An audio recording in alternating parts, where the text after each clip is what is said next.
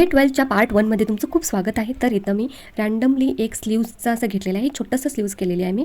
तर ह्या स्लीव्समध्ये मी चक्समध्ये इथं सिंगल चेन घालून घेतलेली आहे. पण तुमचं स्लीव्स जर तुम्ही असं डिझाईन करणार असाल तर तुम्ही डबल, ट्रिपल नाही तर पिको स्टिच घालू शकता.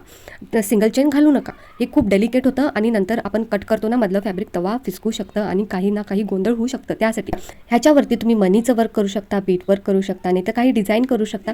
असं तुम्हाला जे मनामध्ये येईल तसं तुम्ही करू शकता. आपल्याला इथं काय करायचं आहे, जे आपण इथं चक्स घातलेलं आहे ना त्याला आपण फाडून घ्यायचं आहे. म्हटलं तिथं आपल्याला गॅप क्रिएट करायचा आहे, ते ओपनच राहील. तर असे डिझाईन्स असतात म्हणून मी तुम्हाला इथं सांगते. तर हे खूप छोटंसं आहे, तर इथं क्रिएट होणार नाही आणि त्याबरोबरच कटसुद्धा करायला जमणार नाही आहे.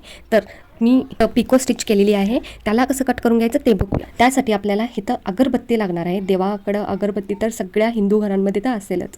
त्याबरोबर माचीसचा डब्बा तर प्रत्येक घरामध्ये असेल. तर माचीसचा डब्बा आणि अगरबत्तीने आपल्याला अगरबत्तीच्या मदतीने आपल्याला इथं हे पूर्ण असं जाळून काढायचं आहे. पण इथं काय झालेलं आहे, हे आपण प्रॅक्टिस करतोय. तर प्रॅक्टिस करण्याचं हे जे फॅब्रिक असतं ना, हे खूप जाड असतं, कॉटन जाड असतं. पण आपलं जेव्हा आपण ब्लाऊज करतो ना ते खूप पातळ असतं आणि खूप डेलिकेट असतं. तर त्याला स्लोली आपण केलं तर फटाकसे जळून जातं. तर ह्याला मी पहिला इथं कट करून घेतले, खूप जाड होतं फॅब्रिक म्हणून.